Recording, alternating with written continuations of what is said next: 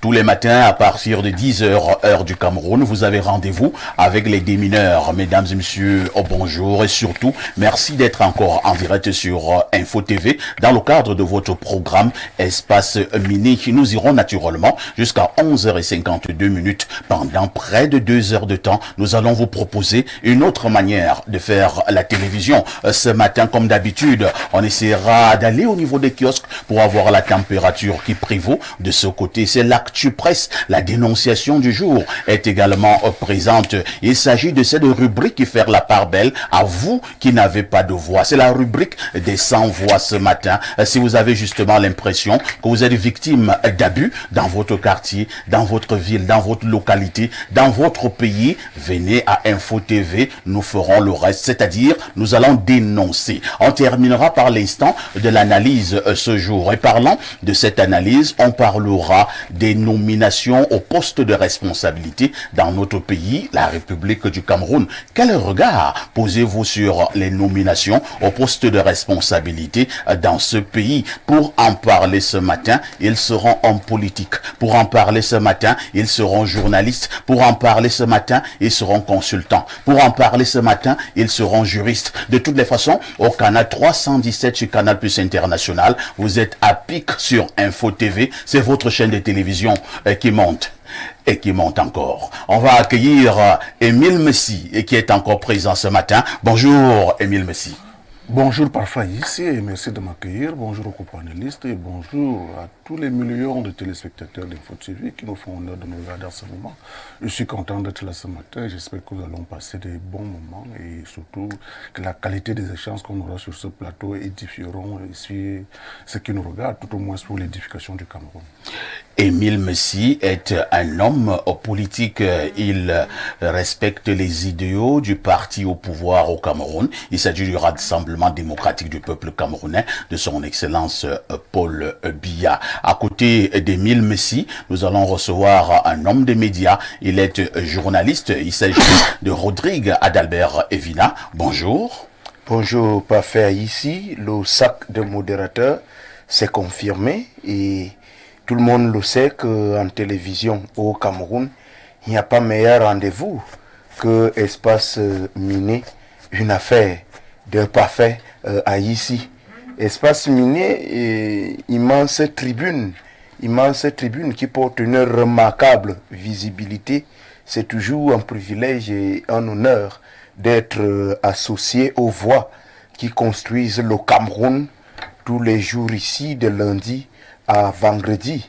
Parfait ici, je tenais rapidement à faire une petite dénonciation. Ah bon? En fait, il s'agit Vous voulez prendre la place de Basson? Non, d'une inquiétude. Bon, je parlerai donc d'un petit coup de gueule. Allons-y, je vois ces poteaux électriques en bois là. Oui. Ça m'inquiète beaucoup. J'ai vu dans plusieurs quartiers, après une forte pluie, vous voyez, ces poteaux sont ainsi versés au sol. Tout à fait. De partout. J'imagine qu'un citoyen soit peut-être en train de passer là, en ce moment où le poteau s'incline, ou un véhicule, c'est quoi d'autre? Je crois que c'est un immense risque. Il y a une forte personnalité dans ce pays qui a gagné ce marché-là. C'est connu de tous, les poteaux en bois. Je n'ai rien contre les marchés des uns et des autres.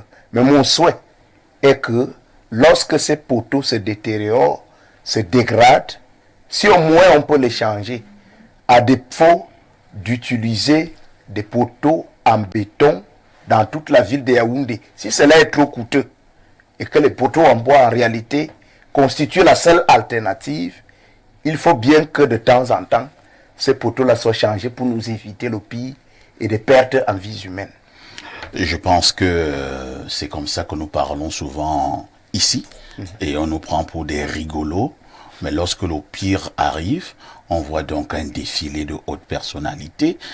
Un jour, on avait dit ce qui devait se passer quelque part.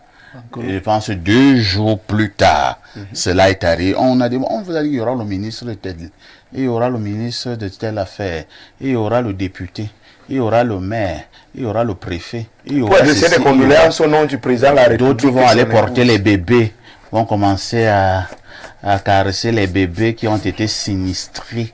Mais si vous aimiez ces bébés, vous devrez prendre des mesures Anticipées. Voilà que vous parlez de cette affaire de poteaux en bois. Les pluies qui sont de retour, c'est grave. Oui. Dans la ville de Yaoundé, à chaque pluie, il y a des poteaux qui tombent un peu de part. On parle là des poteaux qui transportent l'électricité, hein. Le courant électrique, ça veut dire ce que ça veut dire. Et là, nous sommes en pleine pluie. Et ces fils sont au sol. Et vous imaginez C'est la mille catastrophe risques qui peut intervenir. C'est trop de risques. Je pense que nous allons nous arrêter de manière majeure prochainement prochainement, hein, pour en parler, cette affaire de poteaux en bois concernant le transport de l'électricité au Cameroun. Merci Rodrigue. En face de vous, le sucre national est en poste, habillé là comme un richissime Nigérian. Bernardo Basson, bonjour. Et qui est le matin comme ça. Vous nous rappelez un des anciens présidents nigérians. En tout cas, M. Messi a très bien écouté ce que M. Evina a dit ce matin.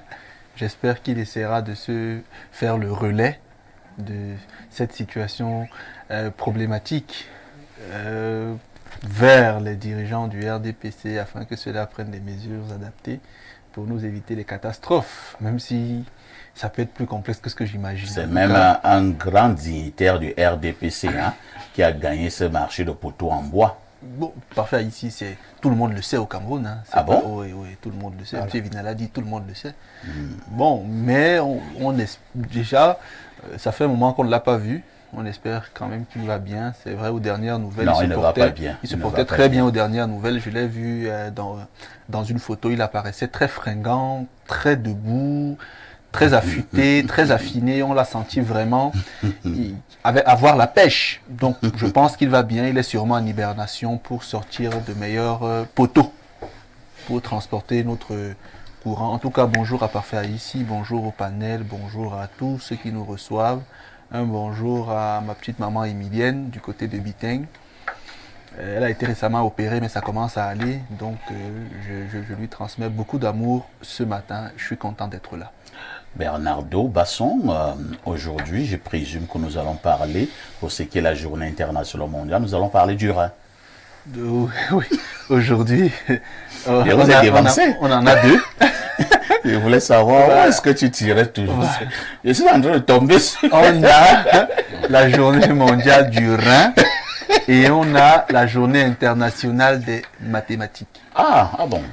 Pour les mathématiques, je ne vais pas insister parce que j'étais très faible en mathématiques quand j'étais à l'école. C'est vrai que moi, c'était Il pas faut mon noter affaire. que, parfait, ici, quand je faisais seconde, première, terminale, j'avais mes camarades qui me regardent, j'étais toujours entre premier et deuxième de la classe, toujours.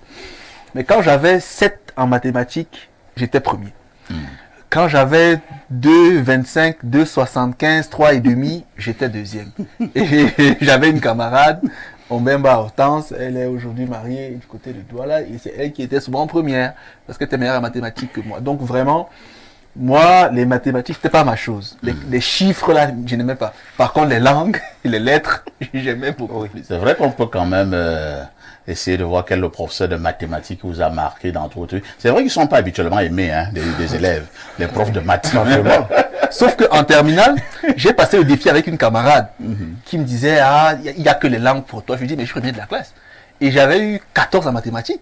Vous avez triché. Même l'enseignant, non. Même l'enseignant, il il s'appelait à l'époque Monsieur Toukam. C'était en degré MPK 12 Douala. Il me dit, mais qu'est-ce qui s'est passé? J'avais eu 14 et j'avais eu 14 de moyenne dans la séquence, là, c'était en terminale A. Donc, finalement, les mathématiques, je n'aimais juste pas, mais je pouvais. Parce que mon cerveau était plutôt fécond. En fait, moi, j'ai eu un professeur de mathématiques qui m'a marqué, hein. Je l'ai toujours dit, parce qu'il était très brillant, Monsieur Ongolo. Mais moi, j'étais pas fort en maths. Donc, tu peux comprendre que j'étais pas son ami. Non. Parce que, comme j'étais pas brillant, j'étais pas son bon ami. Mais quand il venait quand même, bon, moi, je n'avais pas quand même 2. J'étais quand même entre 5 et 7. Entre 5 et 7. Donc, j'oscillais là. Et un jour, il nous apprenait dans les identités remarquables en classe de 4e. Et il entrait en classe, c'était un professeur. Il venait, il n'avait pas de bord. Hein. Il avait sa craie. Et bon, quand ce sera la géométrie, il amène là une règle, les traits, tout ça. Le rapporteur, l'équerre et tout ça. Il vient. Et commence à dicter le cours. Chapitre ceci. Grand 1, petit 1, ainsi de suite. Exemple. Lui, il prend un exemple, il met au tableau, ainsi. Bon, ce qui m'a donc marqué, on arrive au niveau des identités remarquables.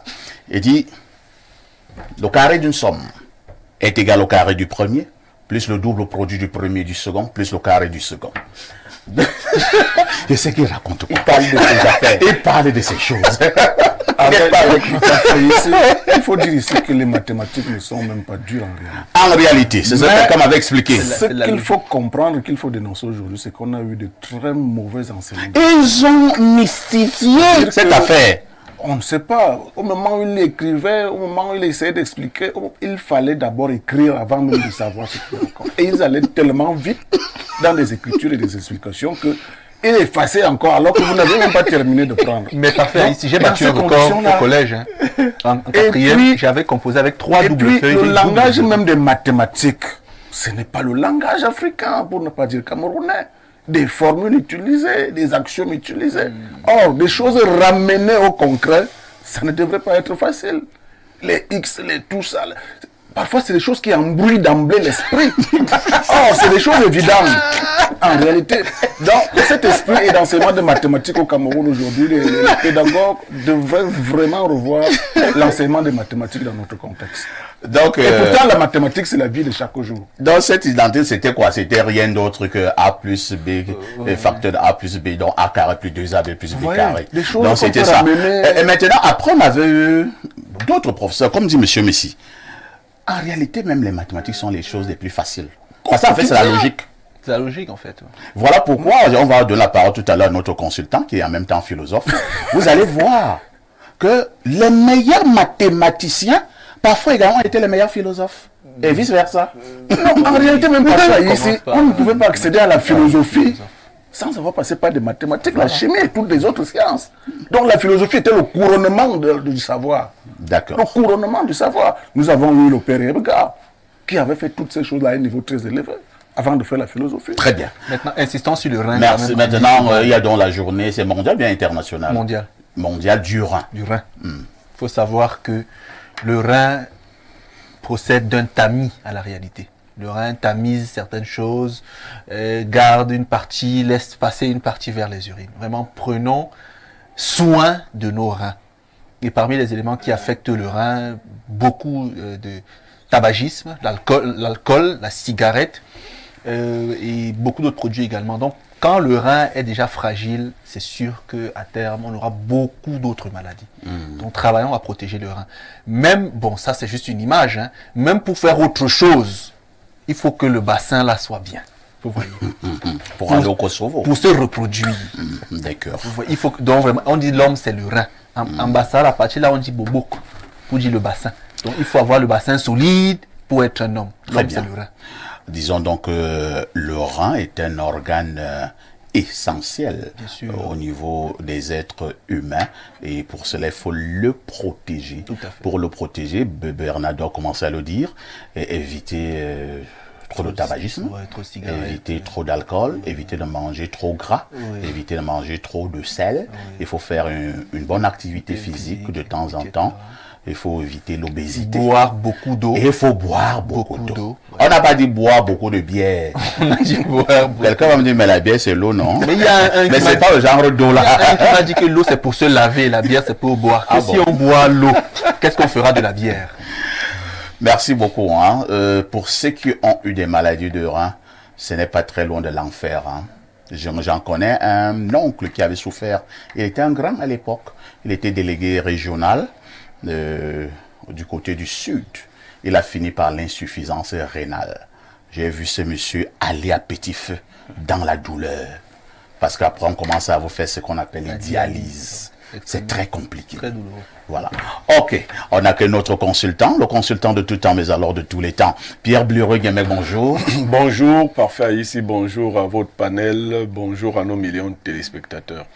Je vous ai écouté parler des reins. Bon, vous parlez du rein, mais Ouais. c'est deux.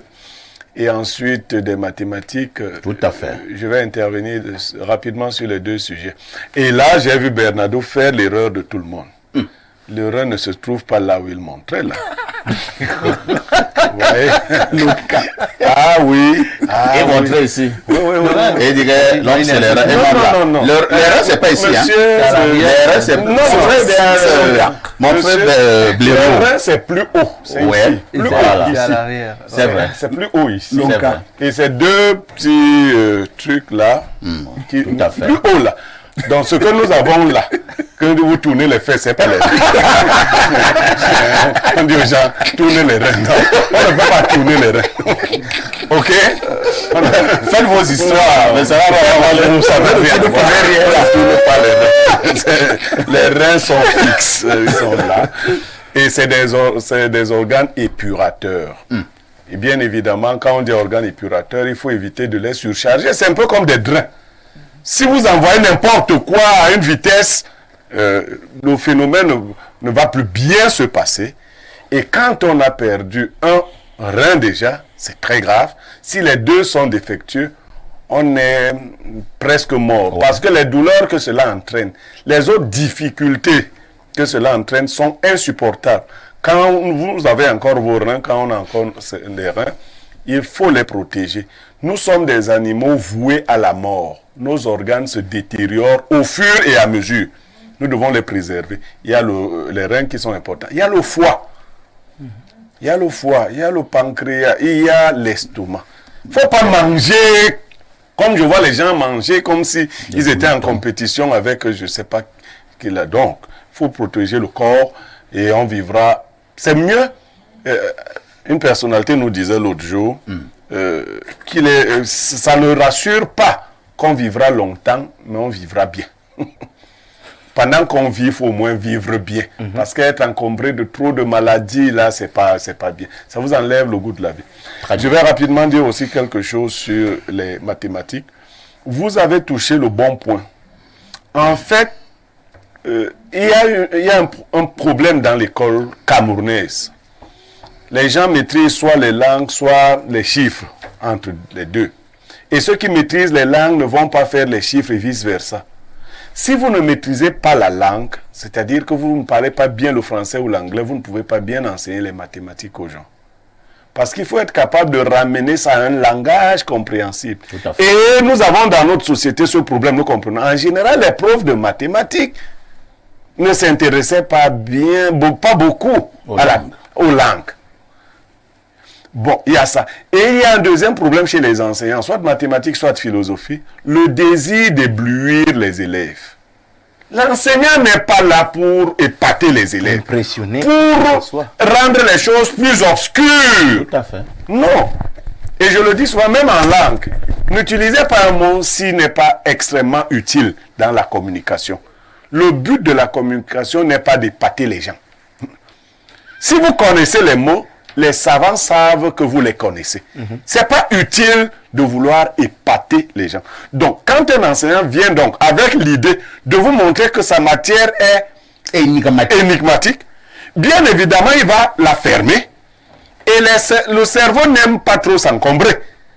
Si le premier contact avec les élèves leur donne l'impression que votre affaire-là est trop hermétique, ils vont s'en détacher. À la vérité, la géométrie, par exemple, est très évidente. C'est très évident. Il faudrait en parler aux enfants de manière terre à terre. Mais on vient souvent, des fois même l'enseignant lui-même, parce qu'il faut dire, à notre époque, les enseignants de mathématiques, c'était des gars qui avaient fait la terminale C8 fois. Parce que à notre époque, les gens échouaient beaucoup, faut dire. Donc, le gars avait retenu tout le livre. Mais c'est pas sûr que lui-même avait compris le livre. Donc, quand il vient là, il fait le perroquet. Nous avons une discipline en lettres qui correspond aux mathématiques, c'est la langue. Parce qu'en français, il y a la littérature et la langue. La langue est technique. Très peu de professeurs de français la maîtrisent. D'ailleurs, ils l'évitent même. Parce que quand il faut parler rigoureusement des figures de style, moi j'avais un professeur de français en première au lycée classique d'EDA. Pour trouver une figure de style, il faisait voter la salle de classe. Quand la majorité disait que c'est la synecdoque, il disait c'est dans la synecdoque. Moi, je disais non. La science ne peut pas être le vôtre. Ce n'est pas ça. La majorité peut être dans l'erreur. La majorité était souvent dans l'erreur. Il dit, les gens disent c'est la métonymie. Lui-même ne sait pas si ils sont plus nombreux. Il dit c'est donc la métonymie. C'est validé. Non, c'était un blague. Alors, on nous a donné une épreuve de langue. Parce que la dame professeure des autres premières était très calée en langue. Mademoiselle, je crois qu'elle... Bon, on ne dit pas qu'on croit que quelqu'un est décédé. Elle s'appelait Mademoiselle Pomme. Elle avait très mauvaise santé. Elle était très calée en langue. Elle nous a donc donné un devoir de langue. Et mes camarades qui avaient appris à voter avec notre prof, tous ont eu là-dessous de très mauvaises notes. Bon, je m'en suis sorti avec une bonne... Je leur ai dit, maintenant, voilà le vote. Maintenant, il faut voter. On ne vote pas. On sait ou on ne sait pas. La langue, elle est très technique. Très bien. Donc, les enseignants ne doivent pas être les rébus du système éducatif. C'est pour ça qu'il faut redonner au corps enseignant toute sa valeur. Parfait ici. Il faut que l'école normale soit une école de prestige. C'est ce que je vais dire en dernier lieu. Il faut que ce soit les meilleurs qui aillent là-bas. Je ne sais pas comment notre pays ne comprend pas ça. C'est vrai quand même que Pierre Blériot, j'avais également une camarade en classe terminale. Elle était vraiment, bon, pour être élégant, je ne vais pas dire qu'elle était nulle, elle était faible. Un jour, je la rencontre, j'allais voir un ami à l'ENS. Et je la vois, à l'intérieur, au sein de l'ENS, et qu'on se salue. On se fait des bises. Je dis, comment tu vas? Moi, j'étais très sûr qu'elle est venue rendre visite à quelqu'un. Elle me dit, non, je suis ici, je suis en 3e année. Elle dit, ah bon? Je dis, tu es sérieuse? Elle me dit, oui. Elle dit, pourquoi tu me poses la question? Je dis, tu sais pourquoi tu te poses la question? Bon, j'ai arrêté la conversation. Je suis parti. La fille, s'il va enseigner nos élèves. Non, on a enlevé à l'ENS son prestige. Et comme on sait chez nous que c'est les parents des parrains et autres qui mettent leurs enfants quelque part, quand un enfant est extrêmement moyen, on lui dit, bon, toi, on va te mettre à l'ENS. Vous voyez ça? Ça, les gens sont... Oui, et on occupe aussi les places des intelligences qui pouvaient être... Très bien. Ça fait quelque chose de gravissime, parfait. Comment on peut imaginer que les formateurs, ou encore mieux, les formateurs des formateurs, soient les médiocres? Il y a un problème. Il y a un problème. Il faut redonner à l'école normale tout son prestige.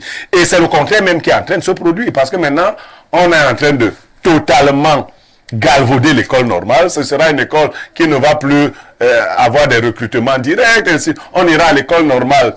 Même si on faisait la mécanique depuis 10 ans au quartier et que, bon, maintenant on a décidé de se... Non, on est en train de tuer ce système.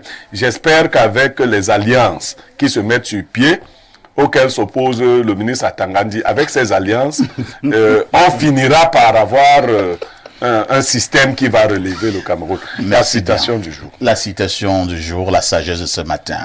Pour que les choses changent, il faut que les hommes changent ou qu'on change les hommes. On peut reprendre. Pour que les choses changent, il faut que les hommes changent ou qu'on change les hommes. Ça veut dire quoi? Ça veut dire parfait, c'est nous qui faisons toutes les autres choses. Les choses ne se font pas d'elles-mêmes. Quand elles se font mal, ça veut dire que ce sont les hommes qui les font mal. Il faut donc soit que ces hommes, même s'ils sont les mêmes, ils changent, ils fassent des choses autrement, ou encore qu'on les change s'ils ne peuvent pas changer eux-mêmes.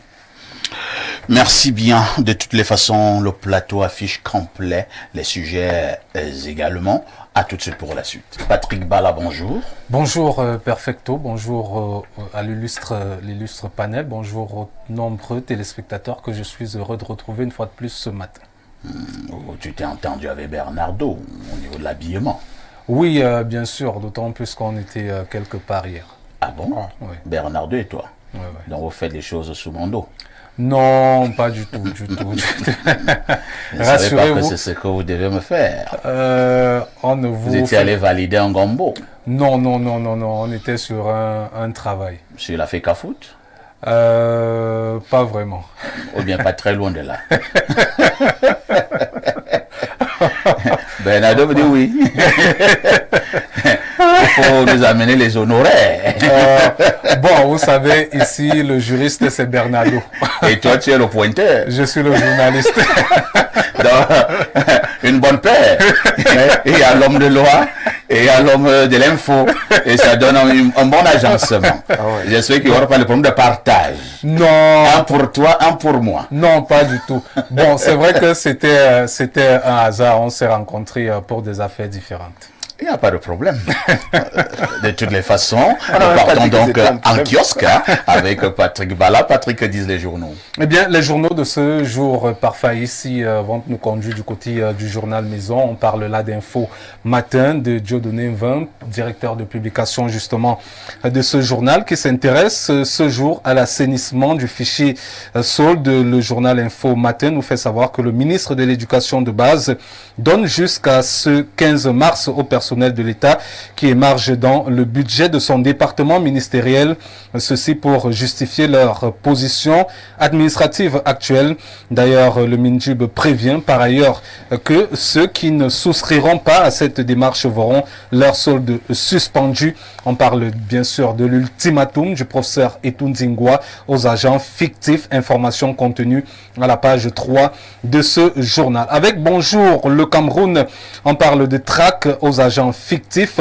C'est donc au niveau du ministère de l'Éducation de base et bien sûr le membre du gouvernement explique que cette action vise à assainir le fichier solde des personnels de son département ministériel. Information à retrouver ou alors à lire à la page 10 de ce journal. Capital Info de François Aurélien Nguedja est également en kiosque ce matin pour parler du bon déroulement des enseignements dans les écoles pour le lancement de l'année budgétaire au sein du département ministériel de l'éducation de base. Le professeur Laurent-Serge Etundingwa a choisi la région de l'Est Cameroun où il séjourne depuis la mi-journée du 13 mars dernier. Le MINJUB dans les profondeurs de l'Est Cameroun, c'est la grande une de Capital Info ce matin. Allons du côté de Cameroun, tribune de Marie-Claire Nana, le quotidien Capitaux Publics s'intéresse ce matin à l'élection présidentielle de 2025. Haro sur les agitateurs, c'est la grande une du journal qui nous fait savoir que face aux appels à une transition politique présentée comme un passage obligé pour le Cameroun par certains acteurs sociaux et hommes bien sûr politiques qui n'hésitent pas à tenter de s'allier à des terroristes condamnés pour des crimes orchestrés dans les régions du nord-ouest et du sud-ouest. Le gouvernement rappelle que les institutions en place fonctionnent normalement et qu'il revient au peuple camerounais de décider de son avenir. Information contenue dans ce journal à la page 5. Restons dans l'actualité de la présidentielle de 2025. Franck Biya prendra sa décision. C'est la grande une de mutation de Georges Alain Boyomo qui revient sur les propos du ministre de la Communication, René Emmanuel Sadi, qui déclare également que Paul Biya dira en temps opportun s'il est candidat ou pas à cette élection présidentielle de l'année prochaine. Lire d'ailleurs l'intégralité de l'interview en page 7 de ce journal. On reste avec la présidentielle de 2025 avec le jour d'Aman Mana. Le quotidien bleu nous fait savoir que le ministre de l'administration territoriale déclare illégaux et clandestins les deux regroupements des partis de l'opposition initiés par la conquête du pouvoir. À Tanganyika interdit les coalitions, c'est donc la grande une du journal de Aman Mana ce matin. Le journaliste s'intéresse également à l'actualité sportive avec la MTN Elite One, les playoffs suspendus. C'est donc la décision rendue hier 13 mars 2024 par la Chambre de conciliation et d'arbitrage du Comité national olympique et sportif du Cameroun concernant l'affaire Fauve-Azur contre la FECAFOOT. Donc pas de playoffs pour l'Elite One et l'Elite 2. Le démarrage était censé avoir lieu demain vendredi ici à Yaoundé. Le messager de Fopios Ndiawe revient également sur les affaires de la FECAFOOT et cette fraude sur l'âge, la FECAFOOT sur la sellette. C'est la grande interrogation du journal Le Messager de Fopios Ndiawe ce matin qui a consacré sa grande une également à la transition politique en 2025 avec Mouti Ambassa qui répond à Titus Edouard. Le membre, selon Le Messager, le membre du gouvernement, Le membre titulaire du comité central du RDPC estime que l'ancien SGPR fait donc du bluff pour monter les enchères et faire croire qu'il pourra, le moment venu, nuire à Paul Biya et à ses fidèles. Informations contenues à la page 3 de ce journal. Parlons d'alternance politique avec la nouvelle expression qui s'intéresse donc, qui consacre sa grande une à ces illusions d'une transition et revient sur l'analyse politique d'Aristide Monod, analyste politique d'ailleurs, qui nous fait savoir que le président Paul Biya est gaillardement assis au pouvoir. Il ne se sent donc pas inquiété. Il tient donc les rênes du pouvoir depuis 42 ans aujourd'hui, et ce de manière impériale et unilatérale, même au sein de son parti. Une analyse donc à lire en intégralité en page 3 de ce journal. Avec Camer Presse ce matin, on s'intéresse au marché financier, notamment la bourse des valeurs qui ouvre donc le jeu. Eh bien, selon Camer Presse, la bourse des valeurs mobilières de l'Afrique centrale, marché financier unifié de la CEMAC, veut fractionner pour faciliter la participation des populations à faible revenu au marché financier. Il est également question pour le journal de permettre à ces populations, notamment les femmes, de participer au marché financier, même si ces dernières ne disposent pas d'un compte bancaire. Le journal s'intéresse également au sport, notamment le football, avec les playoffs Elite One suspendus par la CCA. Parlons des défis actuels qui parlent également des finances ce matin, avec les finances publiques, les bons points des réformes et de la digitalisation. Eh bien, ces dernières années, la gestion des finances publiques a été transformée par des applications telles que Trésor P, Fusion, Goma, CAM6 et bien sûr de nouvelles réformes que sont le compte unique du Trésor et le comptage physique du personnel de l'État. Dossier à lire en page de la page 3 à la page 6 de ce journal. On termine avec le journal Économie qui parle de qui nous situe sur l'alerte aux fortes pluies. Ces secteurs de l'économie qui vont en pâtir, eh bien dans son dernier bulletin périodique des prévisions météorologiques, l'Observatoire national sur les changements climatiques, ONAC, souligne que 5 régions vont être touchées par les fortes précipitations dans les jours à venir. Information contenue donc à la page 3 de ce journal. Et bien parfois ici c'est avec le journal L'économie qu'on referme cette revue de presse Acte 2 sur Info Télévision. La première c'était à 6h45 avec Théophile Vianney-Biya. La seconde c'est dans le cadre de ce prestigieux programme Espace Miné. Merci Patrick Bala pour toutes ces informations fraîches au Cameroun. Pour vous qui nous avez donc regardé, vous êtes un peu plus fixé sur l'information parue en kiosque. Patrick, vous ne partez pas. Le fait saillant de l'actualité qui retiendra notre attention ce soir aux 20h et aux 19h, c'est quoi? Eh bien, parfois ici, on va s'intéresser au sport, au football de façon... au football, parlant bien sûr de la Chambre de conciliation et d'arbitrage du Comité national olympique et sportif du Cameroun qui a rendu une décision annulant les playoffs. Oui, pas annulant, les suspendant les playoffs jusqu'à ce que les procédures de ce côté-là puissent être achevées.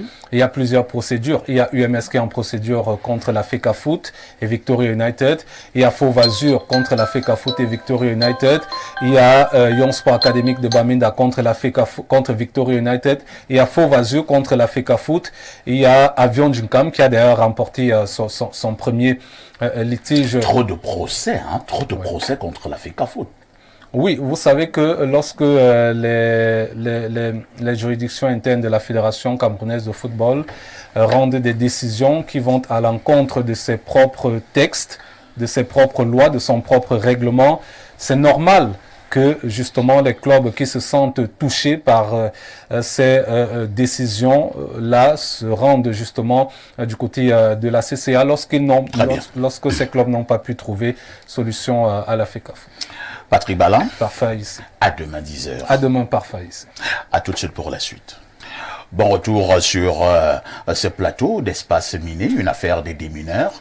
Ce matin, concernant la dénonciation, nous allons aller du côté du Grand Nord, où la vidéo est devenue presque viral au niveau des réseaux sociaux. Il s'agit de ce délégué, je pense régional, qui menaçait de manière froide le corps enseignant d'un établissement de ce côté, faisant comprendre que les enseignants ne doivent plus utiliser le fouet.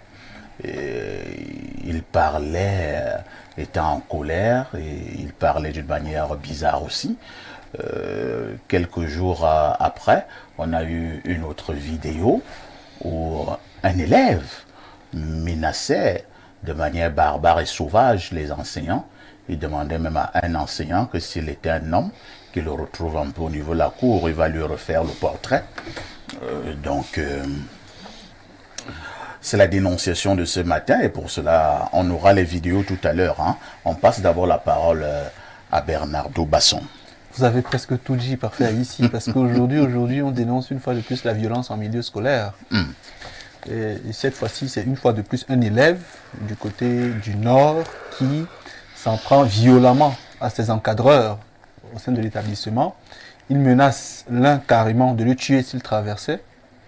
Et il dit carrément à Mondo Vision qu'il va payer la pension pour les années à venir, mais quoi qu'il en soit, il fera ce qu'il voudra, il battra qui il voudra et même il tuera qui il voudra.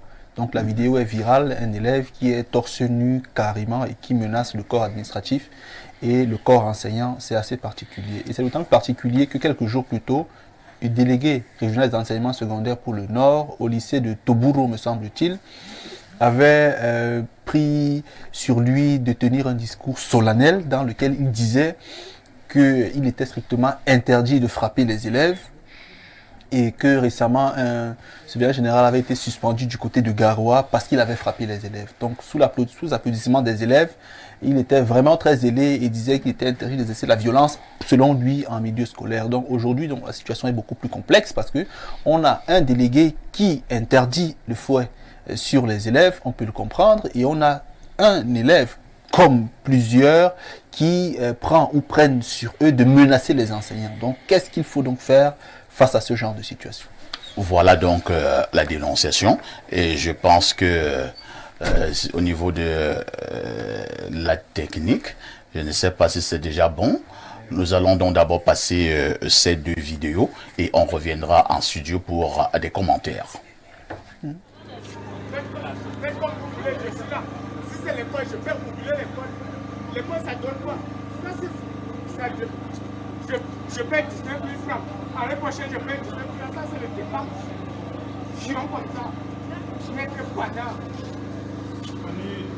Il me dit deux fois, je le respecte. Et si tu tentes encore de descendre ici, si je ne te tue pas, c'est pas moi. Tente de descendre ici sur le pied. Je ne peux pas voir comment je fais. Je t'ai respecté. Faites comme vous voulez, je suis là. Si c'est l'école, je fais oublier l'école. L'école, ça donne quoi? Ça, je paye 19 000 francs. L'année prochaine, je paye 19 000 francs. Ça, c'est le départ. Chiant comme ça. Je n'ai que panard. Il me dit deux fois, je le respecte. Et si tu tentes encore de descendre ici, si je ne te tue pas, c'est pas moi. Ça, c'est donc la vidéo. Je pense que les uns et les autres ont bien regardé cet enfant, cet élève qui menace de manière tente de descendre sauvage, ici. Son enseignant, son encadreur. On va donc passer la parole à Rodrigue d'Albert Evina. Quel est le commentaire que vous posez lorsque vous êtes face à ce genre d'image au Cameroun? Parfait, ici... Cette image me révolte profondément. Cette image m'énerve particulièrement. C'est ce terme-là qu'il faut utiliser. Depuis que l'on a débuté cette émission, on a réservé visiblement la part belle à l'école. Tout à fait. Blériot est revenu sur la valeur à redonner à ces grandes écoles de prestige dans lesquels sont formés des enseignants qui sont appelés à former nos enfants. Celui-ci, lui, ne fait que menacer le professeur. Vous savez qu'au lycée d'Nkolbisson, un élève avait carrément tué à coup de poignard un professeur de mathématiques. Ouais. L'affaire avait choqué l'opinion à tel point que le président de la République avait dit dans l'un de ses discours adressés à la jeunesse que cette situation était à peine croyable. Ça, je reprends les termes du président de la République. C'est-à-dire une façon de dire qu'à son époque, à lui, plus loin par le passé, c'était inimaginable Tout à fait. de voir un élève qui oppose une certaine résistance à l'enseignant, qui met au défi l'enseignant à tous les niveaux, qui menace de le bastonner. Mais c'est une suite logique. L'élève de la vidéo dit à son enseignant que si tu es un homme, traverse. Si vous êtes sûr de vous traverser, c'est-à-dire que Alors, si exactement. l'enseignant avait traversé ici, il serait au pays de si je savais. Bien entendu, peut-être que on allait se retrouver là avec la même situation du Donc, lycée Colbison. de Colbison.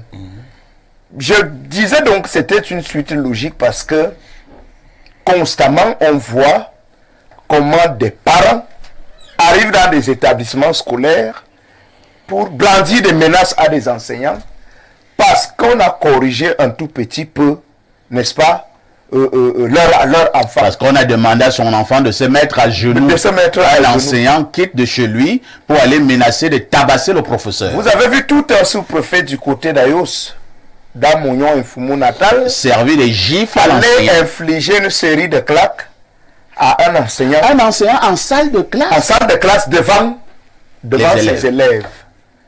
Bon, voyez-vous ces enseignants aujourd'hui au plan social qui sont la risée de tout le monde.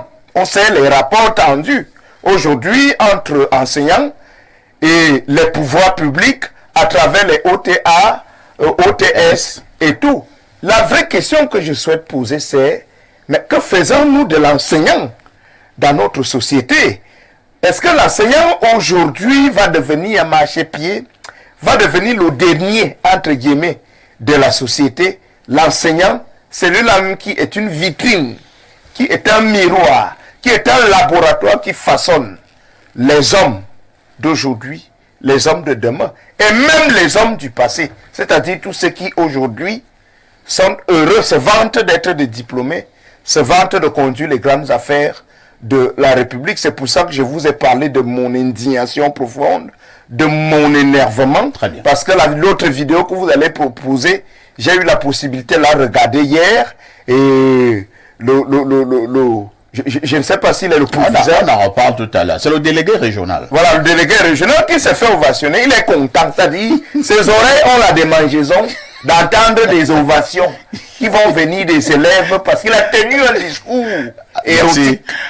Mais c'est terrible, parfait. Calmez-vous, Rodrigue. On va passer la parole à Émile Messi du RDPC. Émile Messi, décidément, les enseignants sont en danger au Cameroun.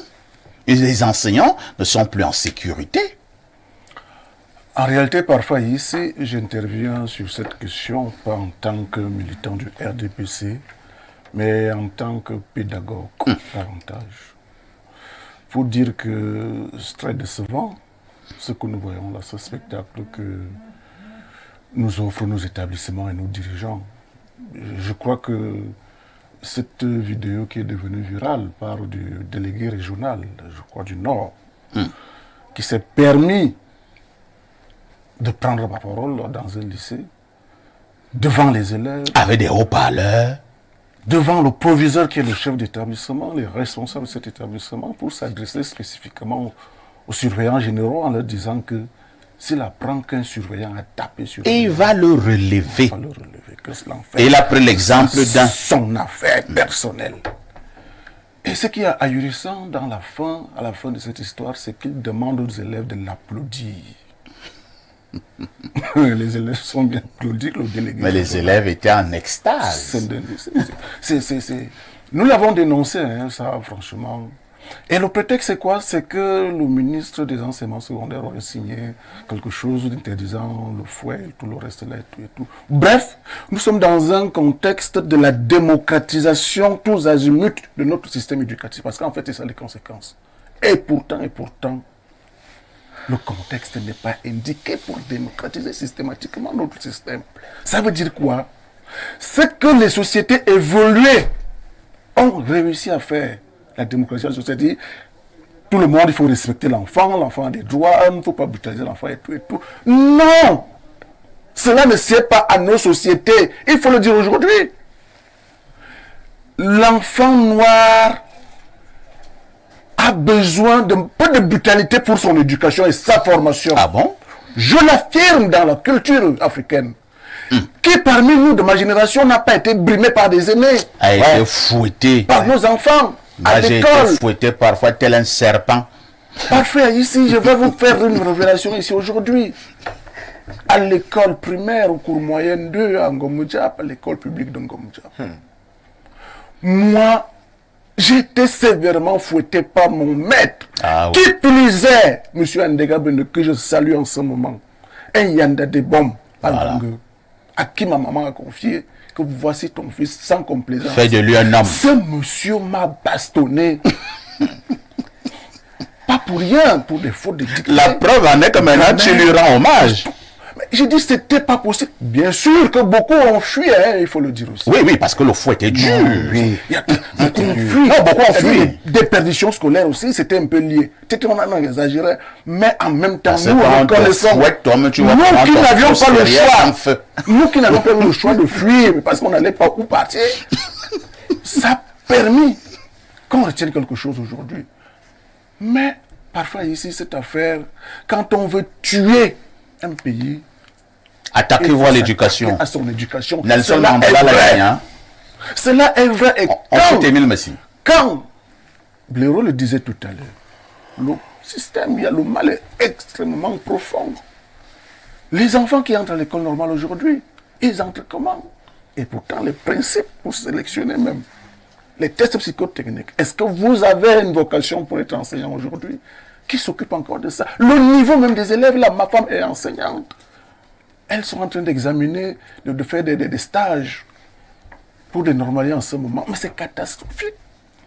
Il n'y a pas de niveau. Nous sommes obligés de le dire pour tirer une sonnette d'alarme. Que ça va très mal. Un enfant à l'école normale supérieure qui a de la peine à écrire une phrase française. Parfait ici.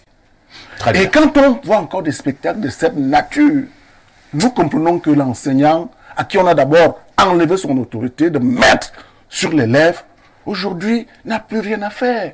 Ce que l'élève fait là, les enseignants même sont ahuris et ça se passe devant d'autres élèves, les Ouais, tout le camarades. monde apprend. Et pourtant, à notre époque, nous nous autodisciplinions. C'est-à-dire, lorsqu'un camarade manquait du respect à l'enseignant, et nous revenons, nous les élèves, devions discipliner d'abord nous-mêmes pour dire que nous n'acceptons pas cela.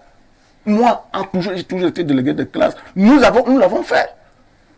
Quand un élève dérange, nous lui disons, dans ces conditions-là, si vous continuez, alors là, On te met vous de allez côté. partir.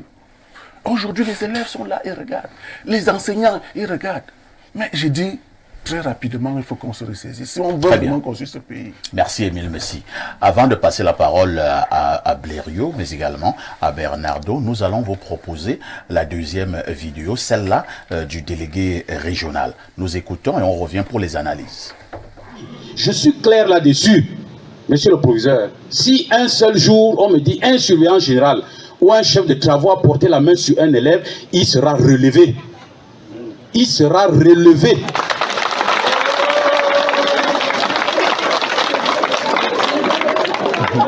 Et je ne parle pas, comme on dit au quartier, avec l'eau dans la bouche. À Garoua, on a chassé un surveillant quelque part. Chassé. J'ai dit au proviseur, je ne veux plus le voir dans l'établissement. Aujourd'hui, il n'est plus là-bas, il est chassé. C'est ça. Il faut appliquer les textes. Madame le ministre ne peut pas dire qu'il y a les textes. Certains individus travaillent comme s'ils étaient dans leur chambre. Non, non, non, non. Tout le monde. Je crois que je parle, tout le monde qui est là, les enseignants et les membres de l'administration, tout le monde m'écoute. Je parle à tout le monde là. Et à toute la communauté éducative du lycée technique de Touboro. Monsieur le délégué va suivre cette affaire. Dès qu'il y a un cas, vous nous signalez, on le suspend. À la minute qui suit, on met quelqu'un d'autre à la place. Merci. Ça, c'est le coup du gueule du délégué régional. Applaudissez pour le délégué. Merci. Et nous pouvons voir qu'à la suite du discours du délégué, les élèves sont en extase, les élèves applaudissent. On va donc passer la parole à Pierre Blériot, lui, et qui a été enseignant à la CREI pendant une bonne dizaine d'années. Blériot, où est-ce que vous vous situez entre le discours du délégué et maintenant l'attitude de l'élève que nous venons de voir du côté du Grand Nord? Où est-ce que je me situe d'abord entre l'attitude du délégué et l'attitude des enseignants? Est-ce qu'on est dans un camp militaire? Moi, je ne peux pas être là, tu parles comme ça, je te réponds. Je te réponds. Je te dis que tu es un plague. Toi, je ne sais pas, on t'a nommé, peut-être tu es dans... Non, c'est d'abord ça. C'est les enseignants eux-mêmes. Ils sont là comme si, je ne sais pas, un général leur parlait et qu'ils étaient les soldats de rang. Non, non, non. Non, non, non. C'est d'abord eux qui ne se font pas respecter. Tu ne peux pas venir parler à des adultes de cette manière devant leurs élèves. C'est pas sérieux. Alors, il y a des cadres appropriés pour faire des remontrances à des gens d'un certain niveau. Les enseignants sont tous là apeurés parce qu'on va les affecter. Si tu es là au nord, on va t'affecter où? Je ne pouvais même pas durer dans les trucs comme ça. Tu ne peux pas me parler comme ça. Tu ne peux pas. Un surveillant général a tenté de venir faire son one-man show au lycée classique et moderne de Boulevard. Et je lui ai dit, monsieur, mettez-vous hors de ma salle de classe. C'est-à-dire que ce monsieur, il avait l'habitude de prendre 30 à 40 minutes de votre cours. Incroyable. Un cours de philosophie pour venir sermonner. Je lui ai dit, monsieur, mettez-vous dehors. Il est allé voir le proviseur pour dire, j'étais très lié au proviseur pour d'autres bonnes raisons. Le proviseur lui dit, non, on va convoquer M. Nyemeka à la fin du... Il dit, non, c'est maintenant. Le proviseur lui dit, non, attends, c'est à la fin. Laisse d'abord que M. Nyemeka termine son cours. Alors, j'ai terminé mon cours. Quand on va chez le proviseur, il se met à dire que je réduis son autorité. Je dis, quelle autorité? C'est l'enseignant qui est le chef de la salle de classe. Pas le surveillant général, monsieur. Tout à fait. Donc, c'est mon autorité que toi, tu viens prendre mes heures de cours pour faire ton one-man show. Cherche les heures creuses. Donc, c'est d'abord aux enseignants que je parle. Même si c'est madame le ministre qui vient nous parler comme ça devant les élèves, on lui répond. Je dis que même si elle a été nommée, on lui répond, on lui dit que ce que tu fais là, c'est mal. Tu fais mal. Ce n'est pas comme ça qu'on parle aux enseignants. Ça commence par là. De deux, et puis prenez aussi la mesure des choses. Si les parents et les administratifs ont décidé de tuer leurs enfants, aidez-les. Qu'est-ce que vous avez à mettre vos organes dans les enfants des gens? Je fais mon cours là, tu n'écris pas c'est ton problème, tu écris c'est ton problème. Ah ben, on va arriver dans les boules. Non, c'est ça que les gens veulent. Je fais mon cours de manière mécanique. J'écris là. D'ailleurs, j'ai des côtés de la salle de classe, même si vous levez le doigt là-bas. Je ne regarde même pas le côté là. Je m'occupe. Non, là tu deviens mauvais enseignant. Ici, tu sais, on ridiculise trop les enseignants. Hein. Les élèves sont au courant du mauvais traitement des enseignants. Ouais. Et ça se voit même dans leur physique. Donc les enseignants sont même hystériques à la base. Ils ne sont pas bien traités. Ils ne peuvent pas être contents. Ils ne peuvent pas manifester de la jovialité, de l'entrain dans tout ce qu'ils font. Maintenant, il faut en plus de cela qu'on vienne dire, on vienne les caporaliser devant les élèves. Il fallait que ces enseignants répondent aux délégués que tu mens. On ne parle pas aux gens comme ça. Toi-même, tu es qui? On lui rappelle même, peut-être qu'il a même des problèmes de foyer et tout ça, que ta femme t'avait dit. On fallait lui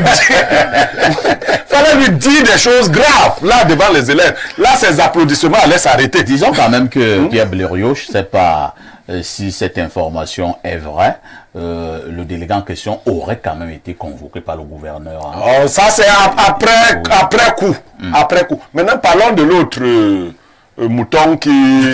L'élève? C'est un élève, c'est pas un mouton. Non, parce que dans le sens quand même, il y a eu une compétition des enseignants du Nord. Ah bon? Oui. Ah, d'accord. Une lettre adressée au gouverneur pour lui dire que vraiment... Attendez, ici, vous pouvez imaginer que le PDG vient nous aligner ici comme des moutons dehors. Il appelle les gardiens et tout, il commence à nous, et on filme. à nous filmer et il demande qu'on applaudisse. Ils lui ont demandé des excuses officielles et qu'il démissionne même. Mais il doit on ne doit même plus parler de lui là-bas. Ces enseignants du Nord là, ils ont C'est non négociable.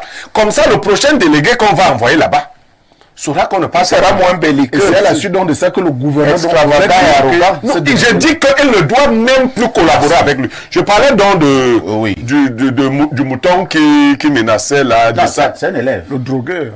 Il disait, si tu es descendu, il a dit quoi? Essaye de descendre ici. Bon, essaye de descendre ici. Vous-même, vous les proviseurs, quand vous recrutez des brigands comme ça, essayez de descendre ici. Il a même enlevé. Est-ce que ce type doit être à l'école? Non, mais vraiment, est-ce que l'école est devenue... On nous tape sur les gens pour vivre. Non, essaie de descendre ici, n'a rien à voir là. Et ils sont nombreux comme ça. L'école est sanctuaire autant que l'église, disait le grand penseur. L'école est sanctuaire autant que l'église. N'entre à l'école que ceux qui ont accepté de faire allégeance au corps. L'école n'est pas un lieu d'amusement. Je comprends, qu'est-ce que c'est devenu? Vous voyez les gens arriver à l'école, les uns avec les locks, les autres avec des trucs bizarres, des tatouages. Non. On entre à l'école avec une tenue. Oui. Ça veut dire qu'il faut dire déjà aux délégués et à madame la ministre, parce que il faut voir, c'est cette dame qui a d'abord gâté les choses à l'université de Boya là-bas. Ah bon? C'est la même.